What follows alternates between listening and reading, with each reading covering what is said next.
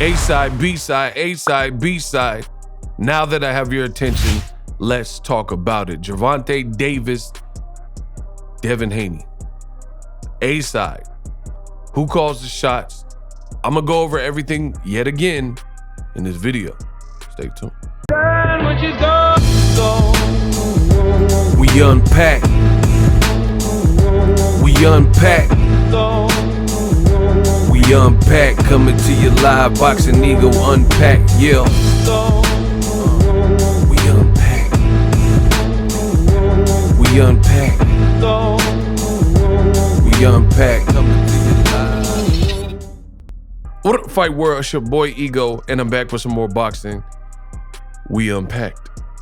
Now, I couldn't wait to do this video. Make sure you guys subscribe to the channel. It's free. Listen, Devin had a great performance versus Regis Prograis, which got his name. And look, this is video I filmed of Devin and Gervonta Davis when they were next to each other in Las Vegas. But times have changed. Devin Haney, you know, he's doing his thing, making his name. Gervonta Davis, he's doing his thing. He's the face of boxing. And now they want to fight each other. Cool, no problem. But it's like almost like you guys go to a meeting and have the same talking points. So I gotta address it, and it's easier for me to do it via Unpacked. So I'm gonna start off with the comment that I keep seeing, and people are, oh, hey, explain this. And I'm gonna explain it to you all in this video. And the funny thing is, I don't stutter. I be one taking my and I speak very clearly. My voice resonates. So after this video, there shouldn't really be any questions if you pay attention. So this recycled comment that I keep seeing, this one comes from a guy named David. He said, okay, cool. Now how many pay-per-views buys did Pitbull Cruz, Barrios, Hector Luis Garcia, and Ryan sell before getting a Tank fight? Now, again, I keep seeing this recycled opinion, so it's easy for me to just hash it out. We unpacked. First of all, when you're having a discussion in boxing, notice people can never stick to the subject. The video was about Bob Arum, who came out and pretty much confirmed. He said his source said that Devin Haney versus Regis Prograis fight performed poorly. It had disappointing numbers. So now you have Leonard Ellerbe and Bob Arum both in unison saying that the fight performed poorly. Bob Arum took it a step further and he explained why putting on a fight in December by the holidays is not always the best thing. This is a guy who's been promoting boxing since the 60s, since Muhammad Ali era. Ironically enough, the great Ego Stradamus said the same thing. December isn't usually a great month for a fight in boxing unless it's a mega fight, right? So what do all these other names, Hector Luis Garcia, Pitbull Cruz, all these other names that this guy is mentioning, what does it have to do? It's called deflection, and people use it frequently in boxing, deflection tactics. How many pay-per-views did Pitbull and Barrios and all these guys sell? So let's talk about some of the differences. For one, Barrios, Hector, Ryan, Pitbull, all these names, they knew their lane. They knew their role as the B-side. Barrios knew he was the B-side.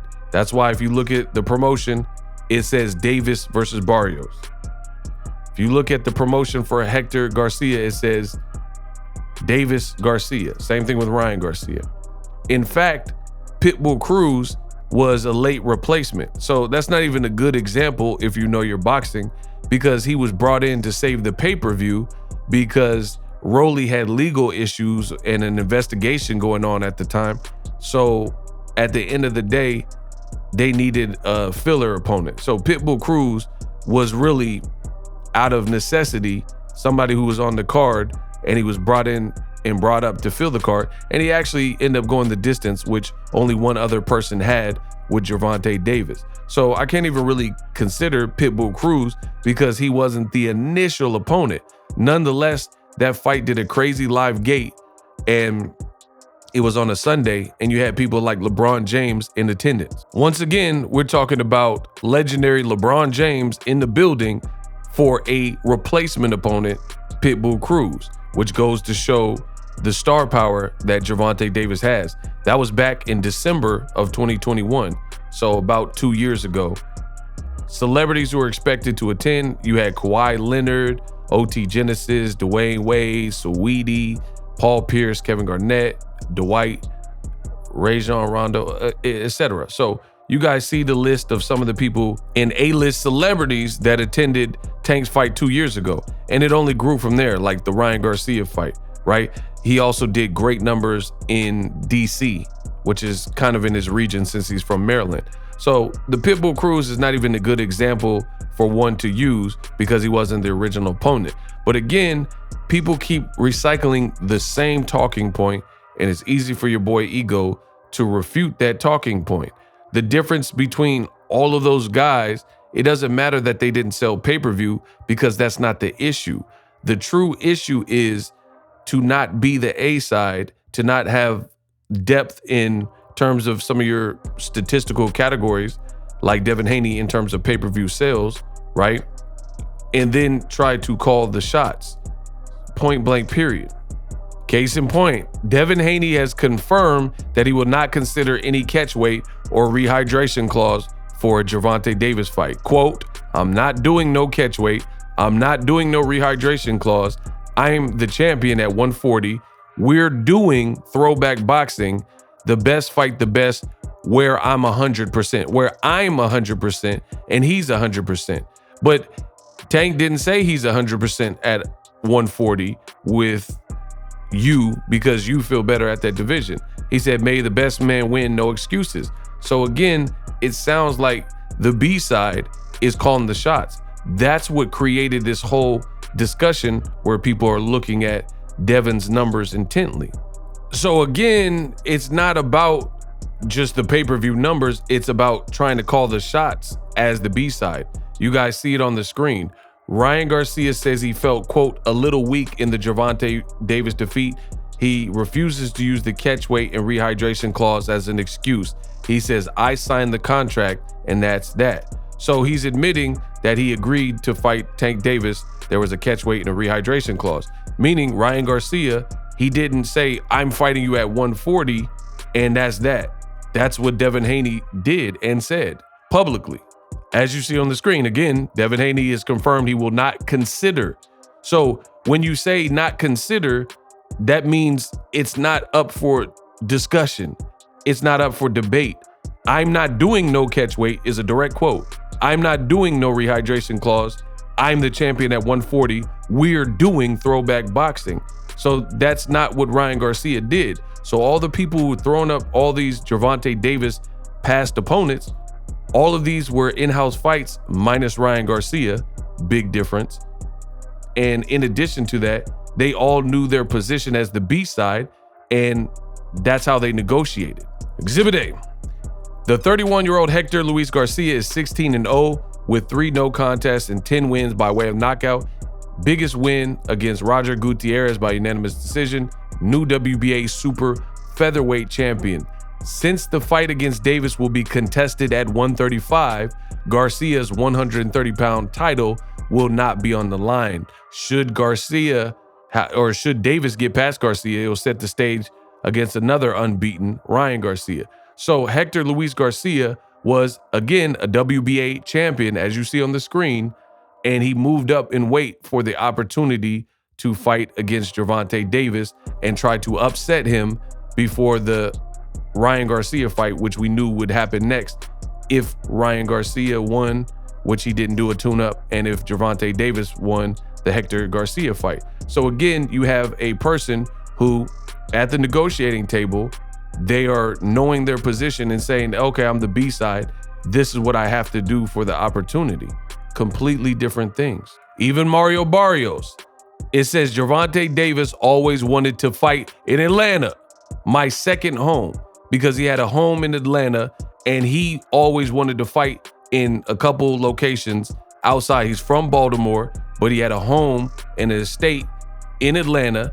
And Mario Barrios in order to get the opportunity, had to fight in the location where Tank lives, his second home, Atlanta, where he chose because he's the A side. Are you guys starting to see how this works? The A side has always determined and had those considerations in their favor, point blank, period.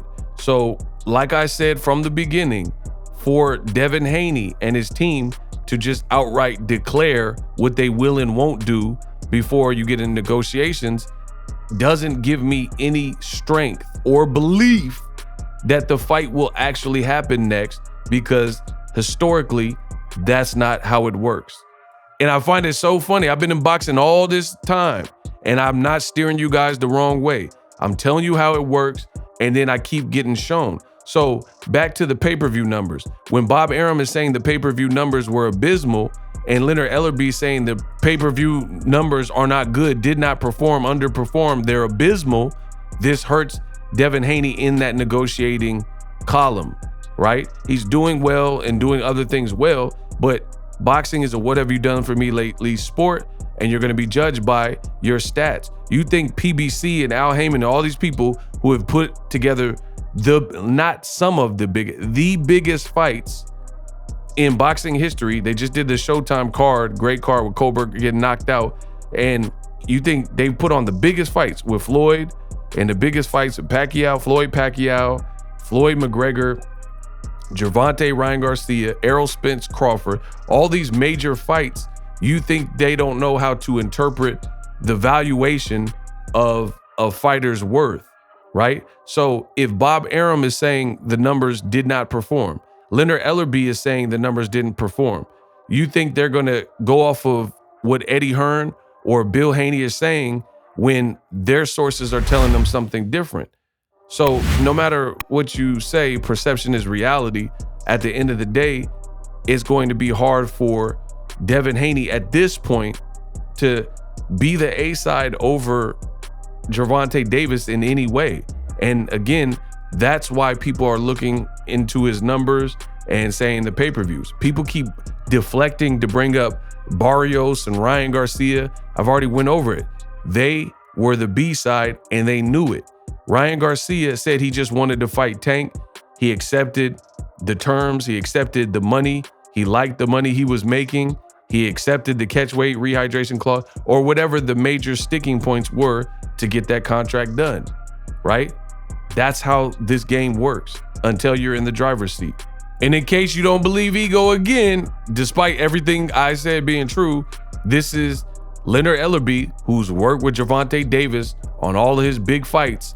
He says one thing is for sure: if Tank decides he wants to fight in Saudi Arabia, Tank will deal directly, and he dang sure won't have anything to do with it. And he was talking to Eddie Hearn. It was a response to an Eddie Hearn video. Just like he tried to insert himself in the Ryan Garcia fight, you see how that played out. So there's a contemptuous relationship between PBC, Ellerbe, and that's documented. And he's saying that he won't have nothing to do with it if Tank decided to fight in Saudi. Ellerbe goes on to say also, if Tank and Haney fight, the offer will come from Tank Davis on his terms, and it will be made directly to them, and he won't have anything to do with it. That's for sure. So he's saying Eddie Hearn won't have to do with it. He'll respond and deal with the Haneys directly, but he will also set the terms because he's the A side. And he says he tried to insert himself in Tank and Ryan. It ain't never happening, buddy. Can't offer Tank ish. If Tank wants to fight there, he'll do it directly. The F would he need somebody in the middle for? Get the F out of here. I love my job.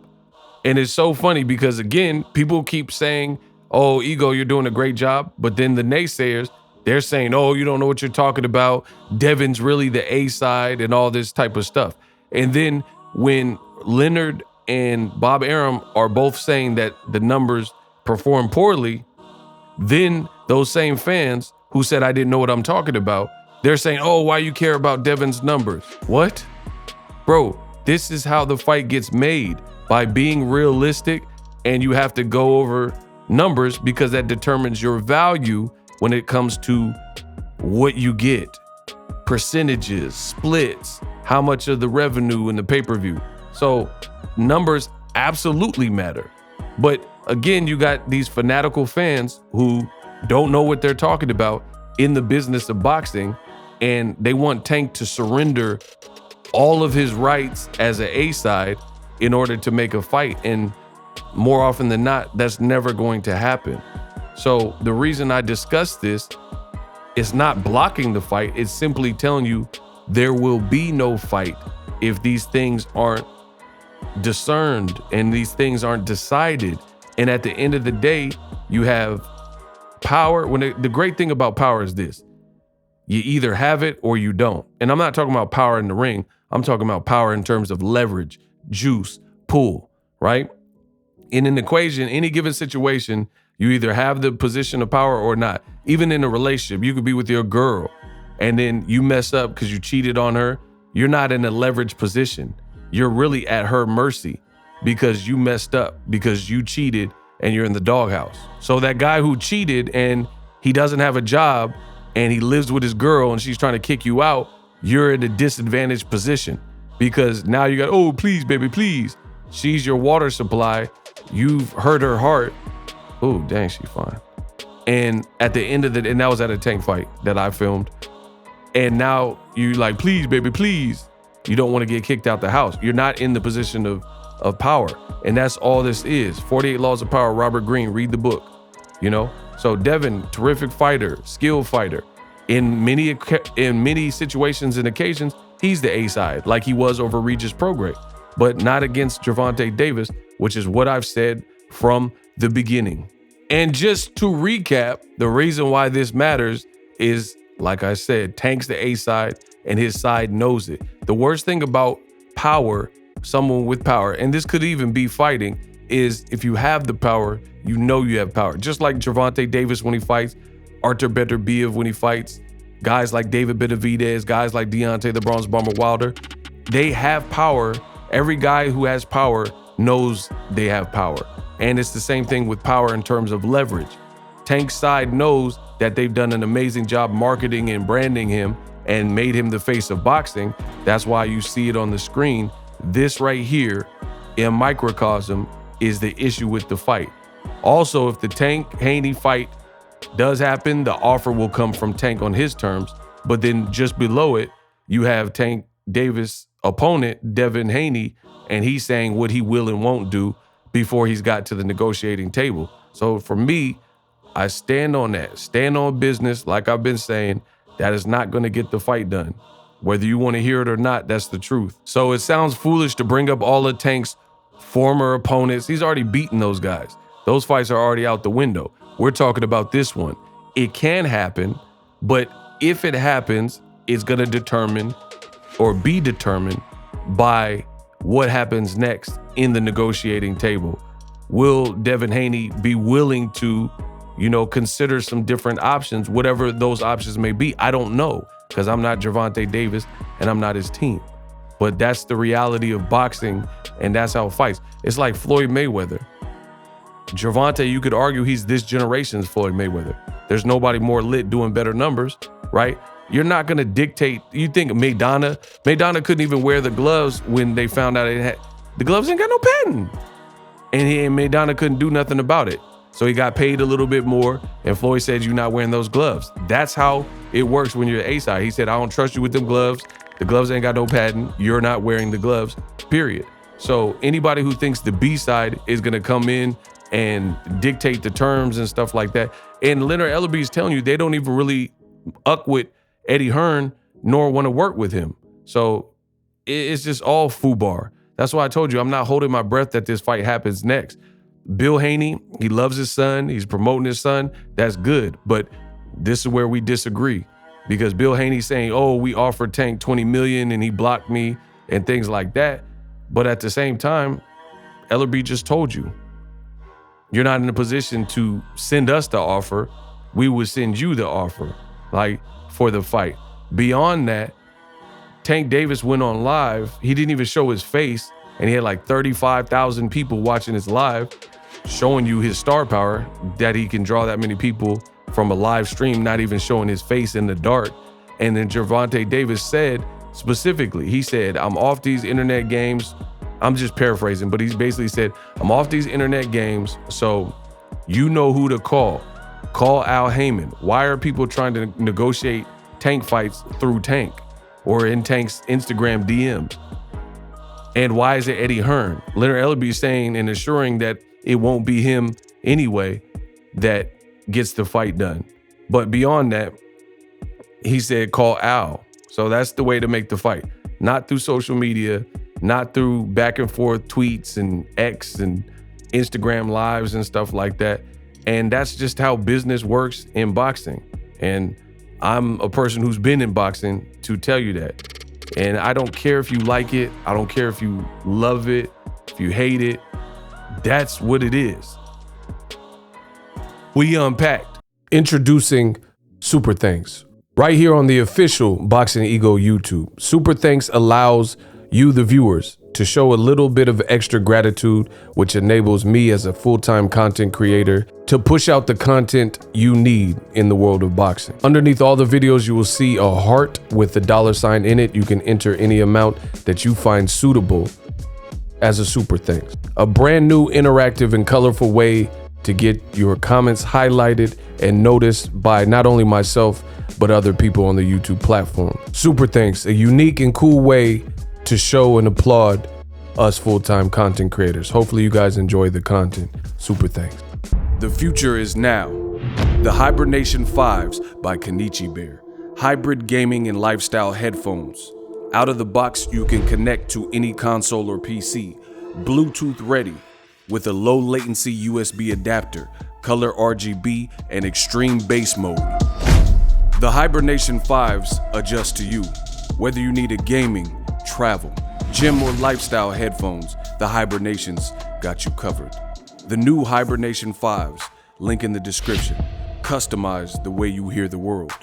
Welcome to the nation. Are you tired of your YouTube videos not getting any views? Well, consider TubeBuddy. I've used TubeBuddy for years to scale up my YouTube channel. Now we're sitting over 200,000 subscribers. TubeBuddy is a browser extension that offers a ton of built-in productivity and time-saving services to take your channel to the next level. Use my link in the description to get started with TubeBuddy and level up your channel faster. We working.